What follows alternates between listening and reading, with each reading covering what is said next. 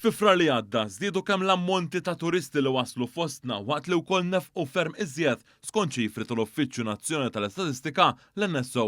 Dan it-tieni xahar li sa ftit tas-sin ilu kien meqjus bħala fost l-aktar kwieti għall-industrija għaddu kemm ra aktar minn 250,000 turist. Dan ifisser żieda ta' aktar minn 18% fuq l-istess perjodu is-sena l-oħra. Mill-istatistika tal-NSO ħareġ ukoll iżjed importanti kif in-nefqa tal-barranin qabżet il-170 miljun euro fi frar waħdu, żieda kważi 25 miljun euro jew 17% fuq l-istess xahar fl-2025. Fejn jitlu l-jieli li dawn qattaw fostna l-ammont fi frar laħaq il-1.4 miljun żieda ta' aktar minn 10% fuq sena ilu. Jirriżulta li l-akbar faxxa ta' tajiet fost it-turisti kienet dik ta' bejn 25 u l-44 sena, segwiti minn dawk ta' bejn il-45 u l-64 sena, waqt li dawn kienu ġejjin l-iżjed mir-Renju Unit, il-Polonja u l-Italja.